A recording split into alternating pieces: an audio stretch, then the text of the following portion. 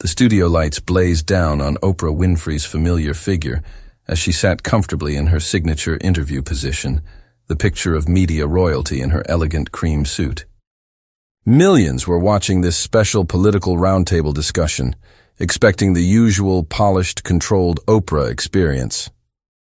But nobody, especially not Oprah, was prepared for what Congresswoman Jasmine Crockett was about to unleash.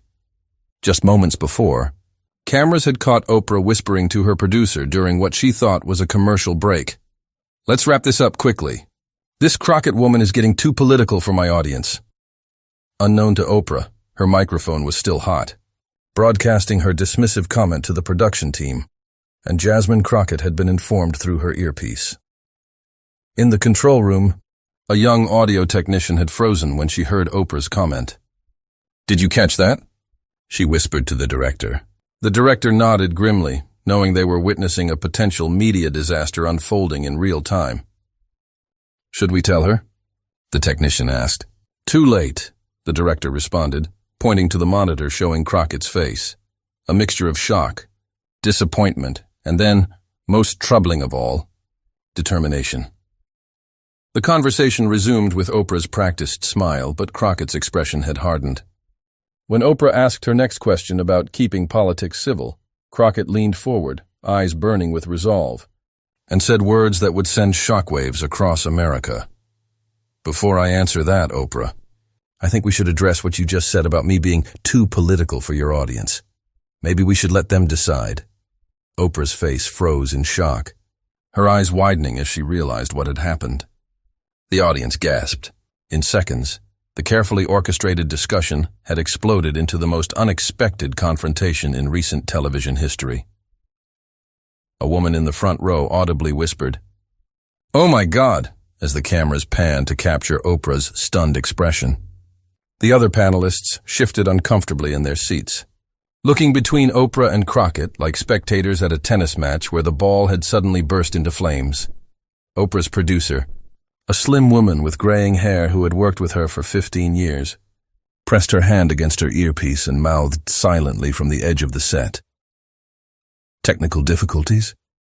"We can cut," but Oprah subtly shook her head. After decades at the pinnacle of media, she knew that attempting to hide from this moment would only make it worse. The story would leak regardless, and an abrupt cut would seem like censorship, validation of exactly what Crockett was alleging. Instead, Oprah took a deep breath, her media training kicking in as she attempted to regain control of a situation spinning rapidly beyond it. "Congresswoman Crockett," she began, her voice deliberately measured, "I think there may have been a misunderstanding about a private conversation." "There's no misunderstanding." "Oprah," Crockett interrupted, her voice steady but intense. "Your exact words were that I'm too political for your audience. I'd like to know what that means.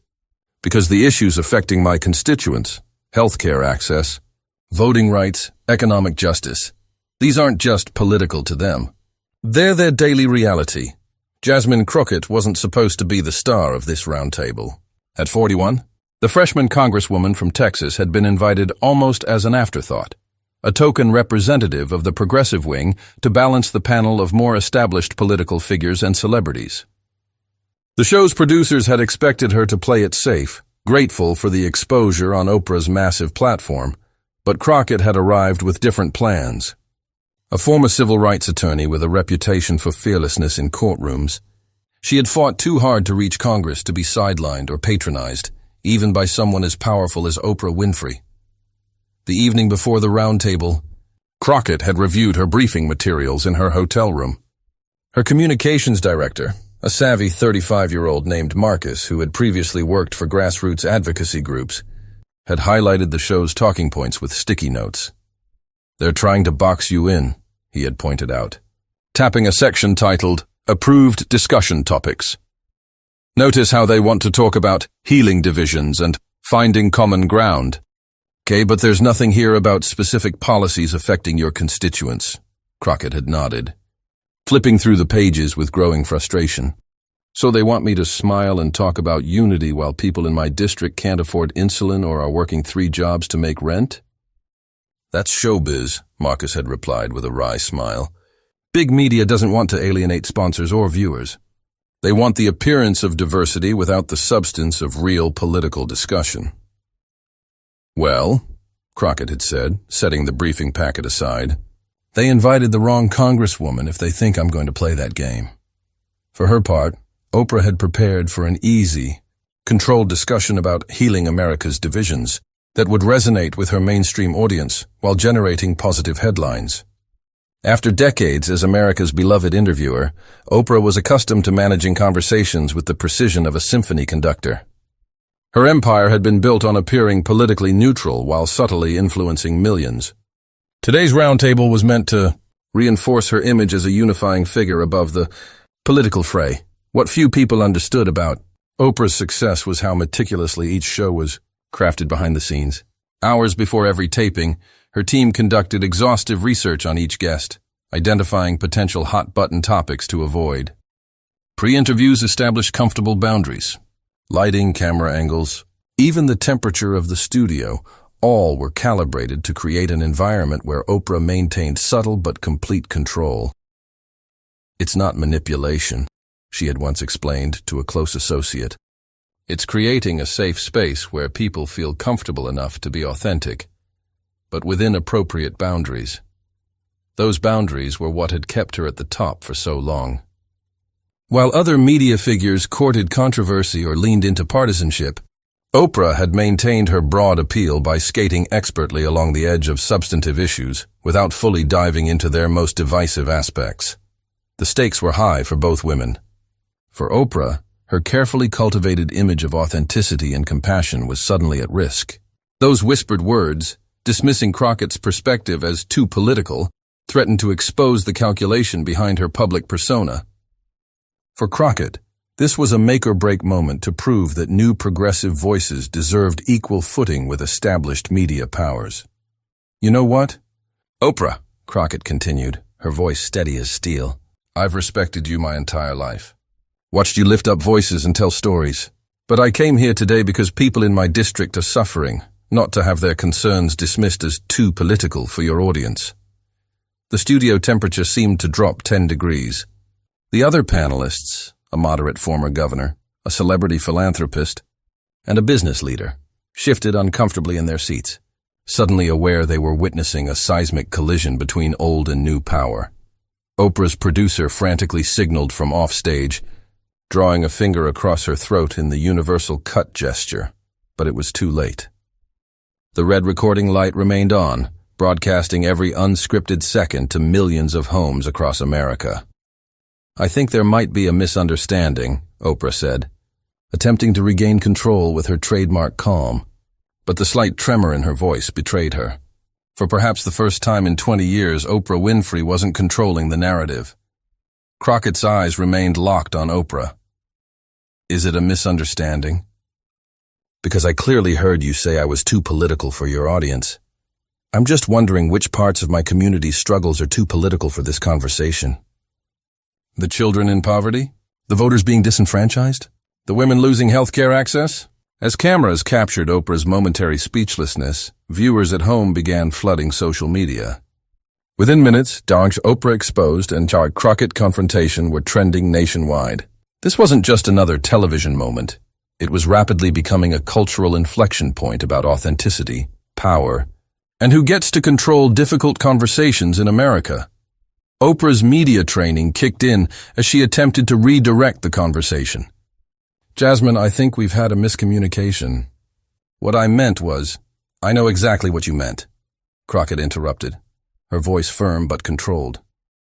"And normally I might let it slide, but I think your audience deserves to know the truth about how these conversations get shaped behind the scenes." The cameras cut to a wide shot capturing the entire panel. The contrast was striking. Oprah's perfectly tailored cream suit against Crockett's bold red blazer. It wasn't just a visual contrast, but a symbolic one. Establishment media versus new political energy. Carefully managed narratives versus raw authenticity. Behind the scenes, the control room erupted in chaos. The show's executive producer grabbed a headset, barking orders. "Get ready to cut to commercial if this goes any further." But the director, sensing television gold, pushed back. "No way. This is the most authentic moment we've had in years. Stay with it, the former governor tried to intervene. Perhaps we should get back to the topic of... With all due respect, Crockett said, not taking her eyes off Oprah. This is exactly the topic. The way certain voices and concerns get labeled too political, while others are considered acceptable. From the audience, a middle-aged woman in the third row stood up unexpectedly. "Let her speak," she called out before security could approach her. "We want to hear what she has to say."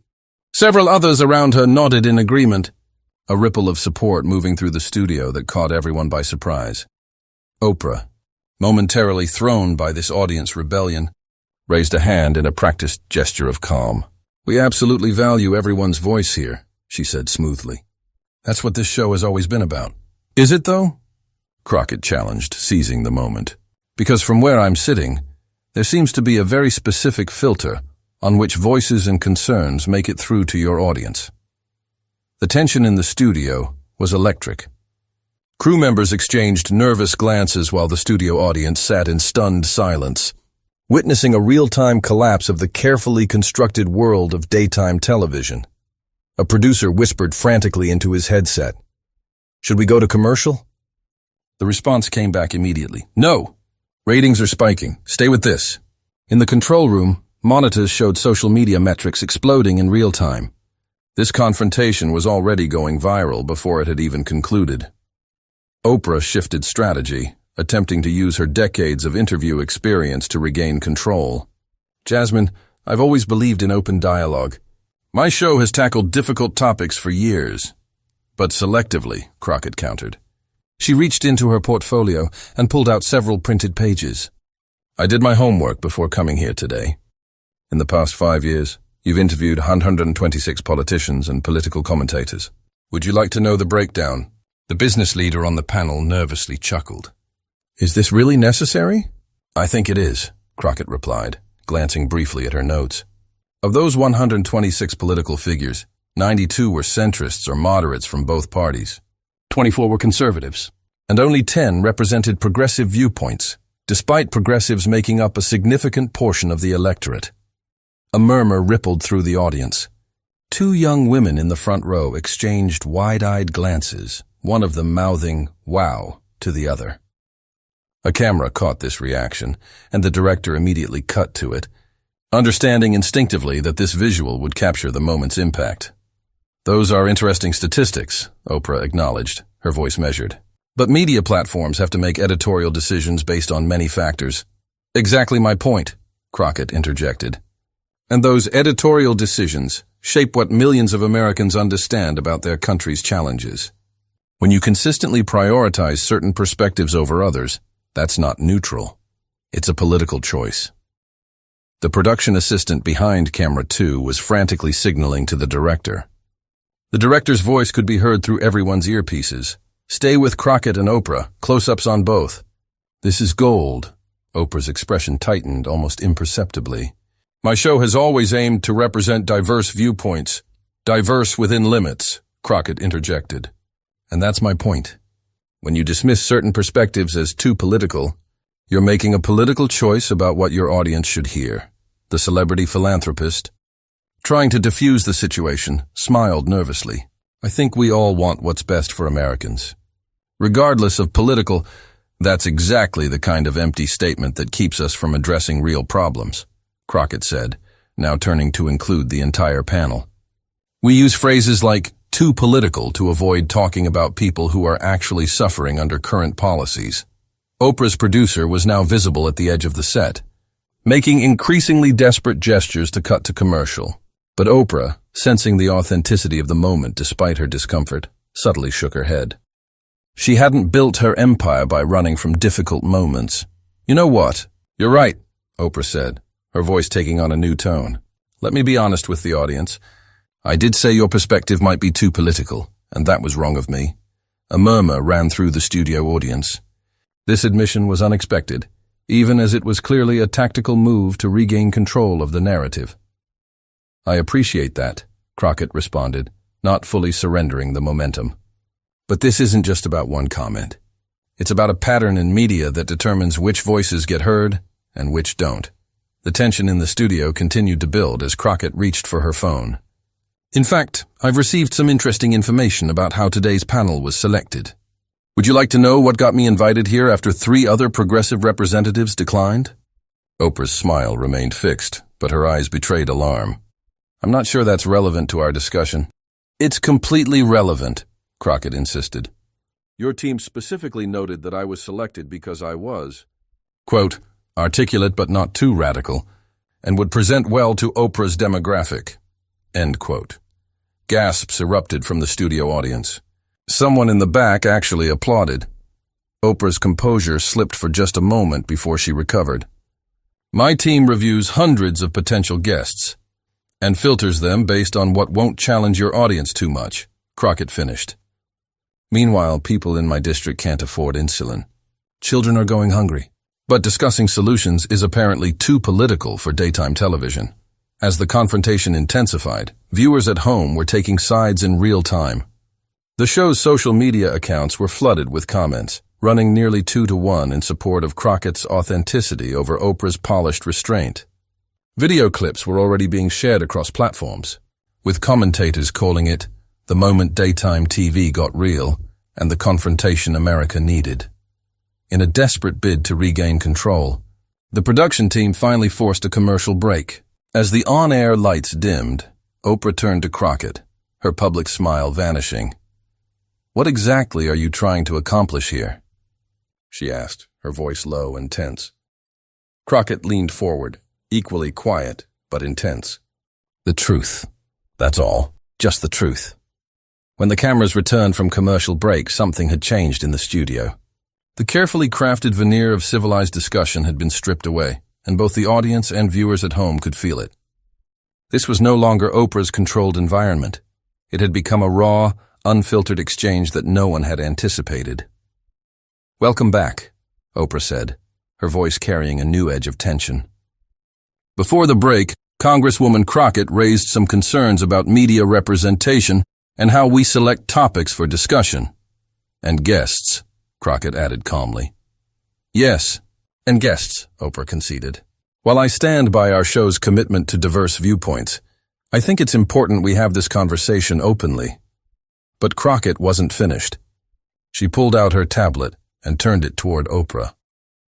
I have here an internal memo from your production team, sent to me accidentally this morning when they were confirming today's talking points.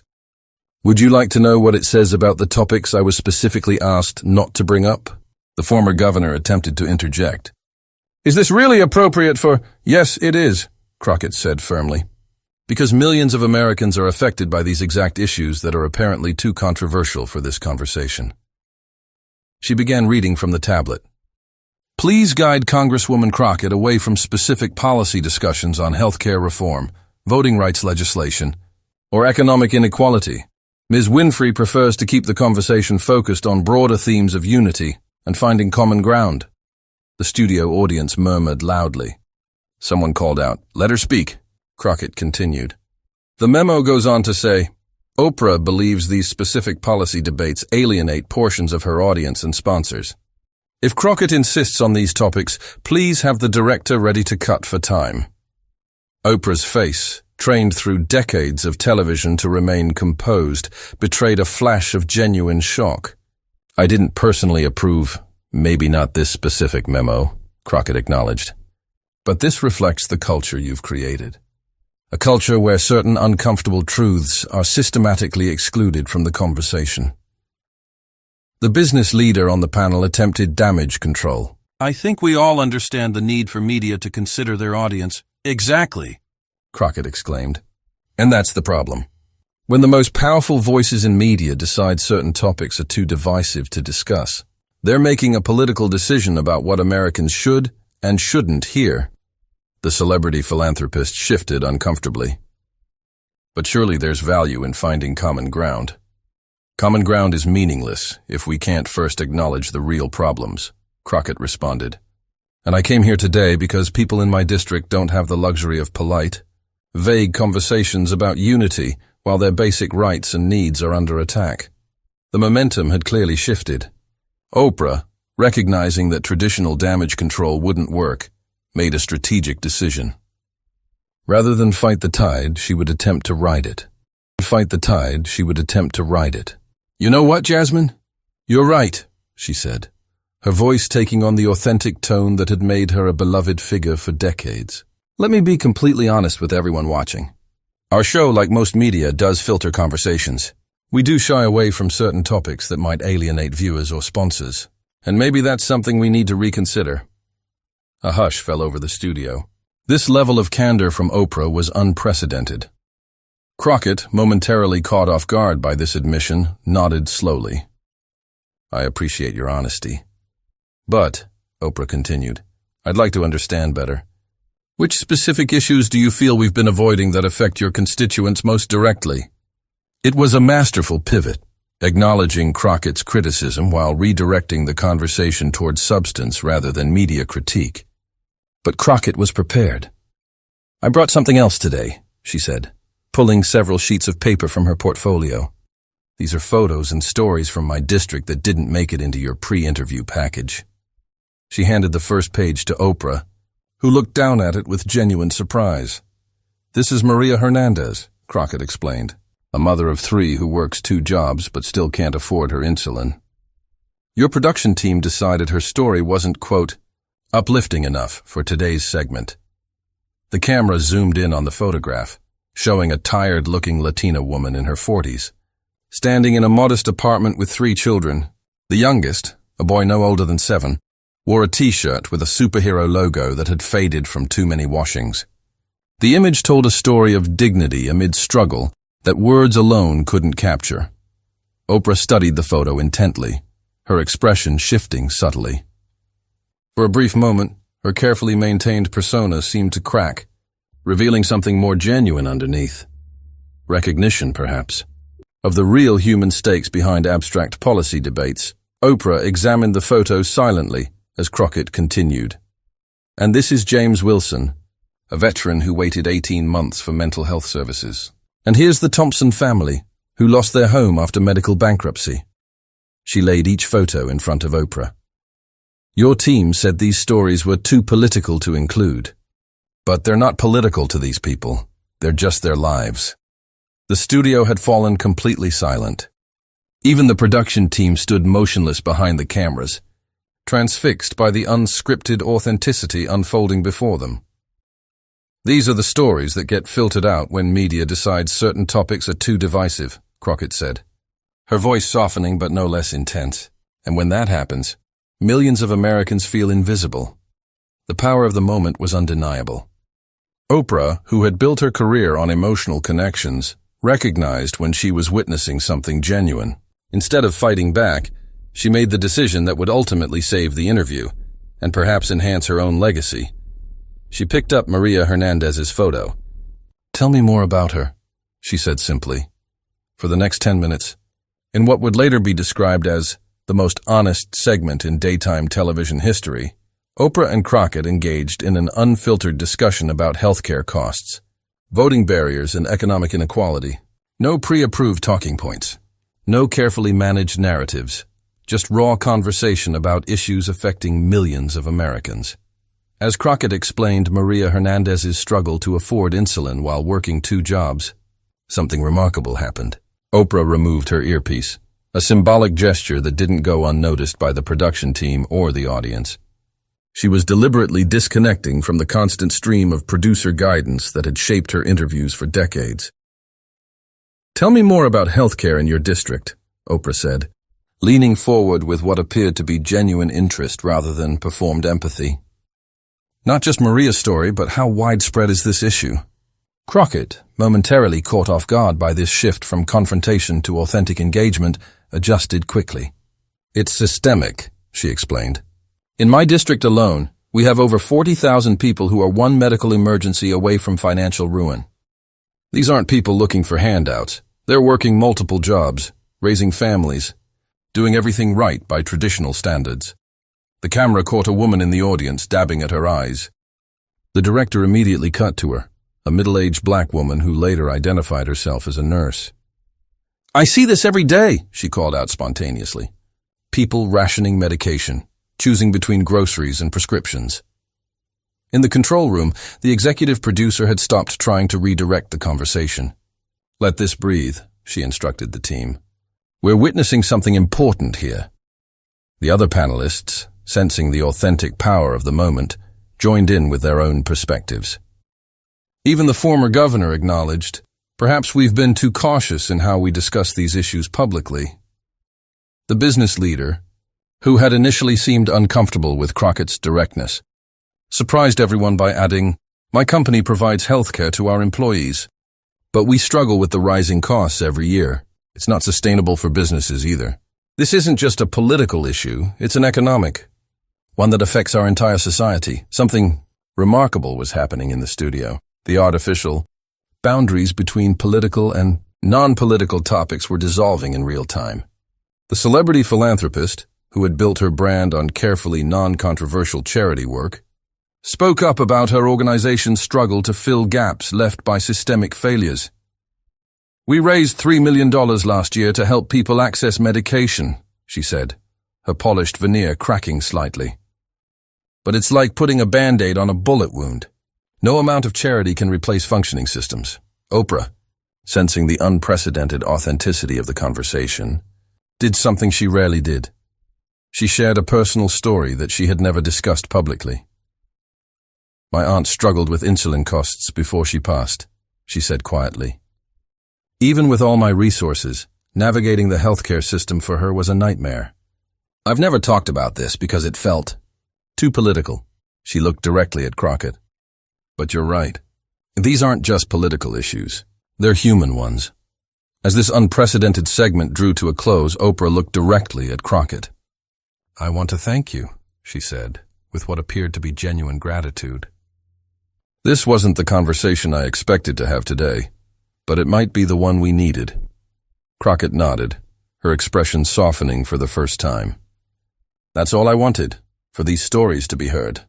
The director, sensing the historical significance of this moment, called for a wide shot capturing both women, no longer adversaries but reluctant collaborators in what had become an unexpected moment of media transformation. The visual was striking. Oprah, the established media queen in her cream suit, and Crockett, the rising political force in bold red, finding unexpected common ground. In the control room, producers who had been panicking minutes earlier were now frantically calling network executives. "You won't believe what just happened," one whispered into her phone. "We need to reschedule the entire week. This changes everything." Meanwhile, in homes across America, viewers who had tuned in expecting the usual polished, controlled Oprah experience found themselves witnessing something far more compelling, a raw, unfiltered glimpse into how media power actually works and what happens when someone dares to challenge it. The studio audience, after sitting in stunned silence, erupted into the loudest applause of the day. Something extraordinary had happened. A genuine moment of truth had broken through the polished veneer of daytime television. As the director called for the final commercial break, the damage control that would normally happen off-camera didn't materialize. Instead, Oprah and Crockett continued their conversation.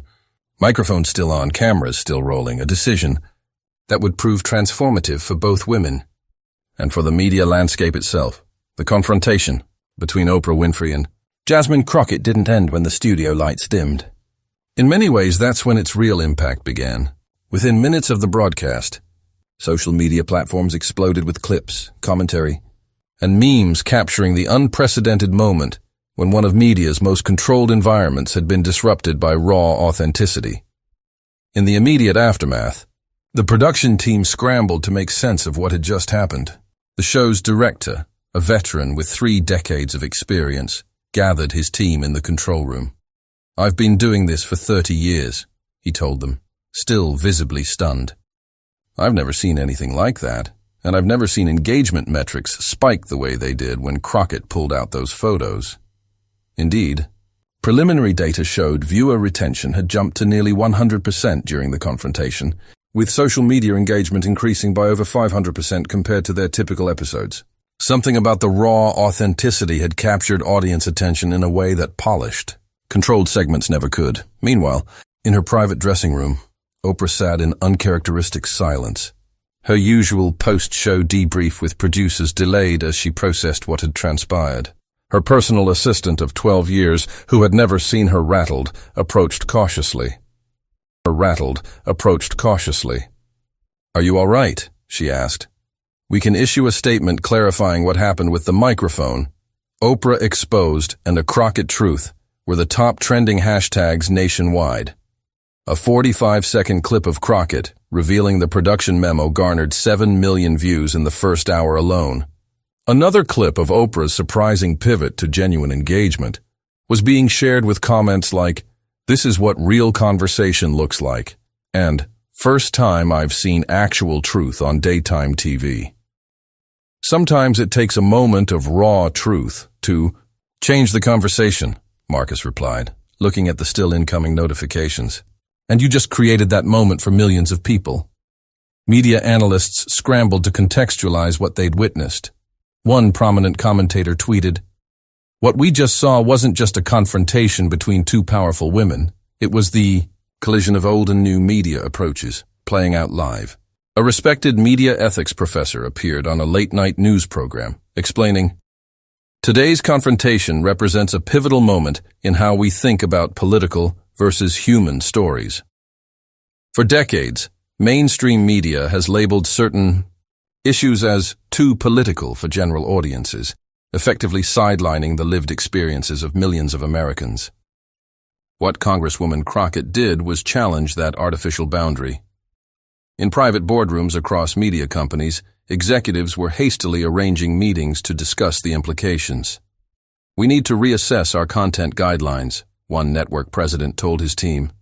"If daytime TV's biggest star is getting hammered for filtering political content, none of us are safe. The audience is clearly hungry for more substantive discussions." Conservative outlets praised Crockett for exposing the mainstream media's filtering mechanisms, while progressive platforms celebrated her for forcing a conversation about issues that affect real Americans. In a rare moment of cross-ideological agreement, commentators from across the political spectrum acknowledged the power of the unscripted exchange. Behind the scenes, Oprah's production team was in crisis mode. Emergency meetings were called to discuss damage control strategies. But early feedback from focus groups revealed something unexpected. Viewers overwhelmingly responded positively to Oprah's ultimate handling of the confrontation. Her decision to lean into the uncomfortable moment rather than shut it down was being praised as the most authentic Oprah has been in years. Recognizing a potential opportunity in what initially seemed like disaster, Oprah's team made a bold decision. Rather than issue the standard press release downplaying the confrontation, they released an unfiltered 3-minute clip from the show with the caption, "This is what happens when we have real conversations. We're listening and learning." Meanwhile, Crockett was experiencing her own media whirlwind. Invitations for interviews flooded in from every major network and platform. Her social media followers increased by 500,000 overnight. Progressive organizations heralded her as the voice America has been waiting for, someone willing to challenge media gatekeeping in real time. By evening, the full implications of the confrontation were becoming clear. This wasn't just about one tense television moment. It was evolving into a national conversation about media responsibility, authentic political discourse, and which voices get prioritized in public discussions. News analysts from across the political spectrum were dissecting every moment of the exchange. What we witnessed today wasn't just good television. It was a seismic shift in how political conversations happen in mainstream spaces, noted one prominent commentator. On social media, the hashtag media filtering began trending alongside your Oprah exposed and Crockett truth, as everyday Americans shared their own experiences of feeling their concerns were too political for mainstream discussion. Watching Crockett show those photos of real people struggling with healthcare costs made me feel seen for the first time, tweeted one viewer, whose post was shared over 50,000 times. Why are human struggles considered too political for TV? Memes proliferated across platforms, many showing side-by-side images of Oprah's shocked expression contrasted with Crockett's determined gaze. "When authenticity meets the media machine," read one caption that went viral within hours. 3 days after the broadcast, in a move that shocked media observers, Oprah released a personal statement on her social platforms. The conversation with Congresswoman Crockett challenged me to reflect on how we filter difficult discussions. While I've always aimed to uplift and unite, I recognize now that avoiding certain political topics can inadvertently silence important voices. I'm committed to doing better. This acknowledgement from one of media's most powerful figures sent ripples throughout the industry. Other talk show hosts and media platforms began publicly reassessing their own approaches to political content. One major network announced a new policy of transparent topic selection for their panel discussions. For Crockett, the aftermath brought both opportunity and challenge. While her national profile had skyrocketed, she faced criticism from some who felt she had been disrespectful to a cultural icon. Her response, in a widely shared social media post, was characteristically direct. Respect doesn't mean avoiding difficult truths. Sometimes the most respectful thing we can do is challenge those we admire to live up to their highest potential. 2 weeks after the confrontation, the most surprising development emerged. Oprah invited Crockett back for a one-on-one conversation. This time with no production notes, no pre-approved topics, and live-streamed unedited to eliminate any possibility of post-production filtering. This announcement sent shockwaves through media circles. Industry veterans couldn't recall the last time a figure of Oprah's stature had willingly surrendered so much control. It's like watching a chess grandmaster agree to play with all their moves revealed in advance, remarked one media analyst. Behind this bold decision was a careful calculation.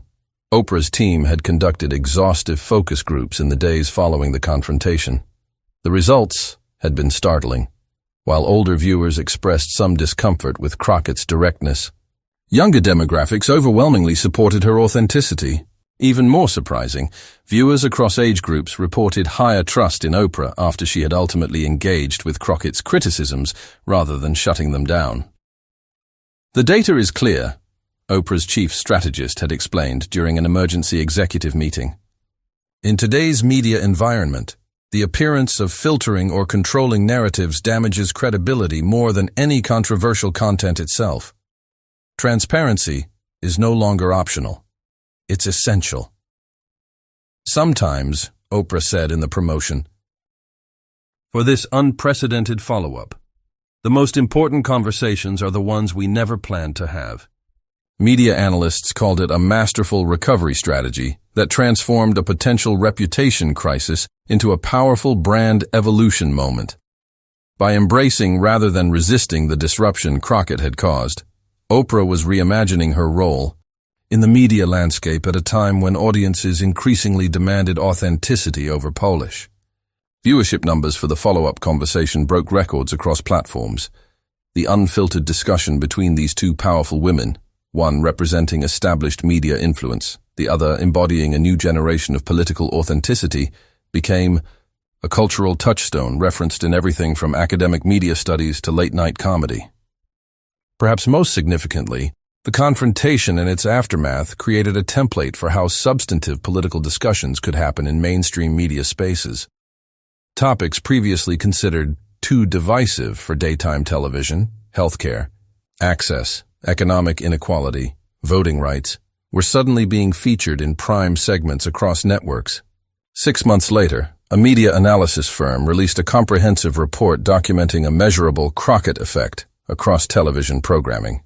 A 42% increase in segments featuring specific policy discussions rather than vague political platitudes, and a 37% increase in airtime for progressive perspectives that had previously been underrepresented.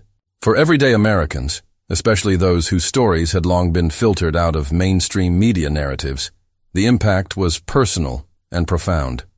Maria Hernandez, the insulin-dependent mother whose photo Crockett had shown during the confrontation, was invited to share her healthcare challenges on multiple platforms. Her story, along with countless others previously deemed too political, became part of a new, more authentic national conversation. The confrontation between Oprah Winfrey and Jasmine Crockett ultimately wasn't just about two powerful women or one unexpected television moment. It represented a fundamental shift in how America talks about politics in mainstream spaces, a reminder that behind every political issue are real human lives, and that authentic conversation, however uncomfortable, is essential to a functioning democracy. As one cultural commentator noted in a widely shared essay, when future media historians identify the moment mainstream television finally embraced authenticity over artificial neutrality, they'll point to the day Jasmine Crockett walked onto Oprah's stage and refused to be filtered. This story continues to unfold, reshaping media approaches and political conversations across America. The question now is, who will be the next voice to break through the carefully managed narratives that have defined our public discourse for too long? If you found this breakdown illuminating, don't forget to like this video and subscribe to our channel. We're committed to bringing you the unfiltered political moments that mainstream media often glosses over. Hit that notification bell to make sure you never miss our latest analysis of the political confrontations reshaping America's conversation.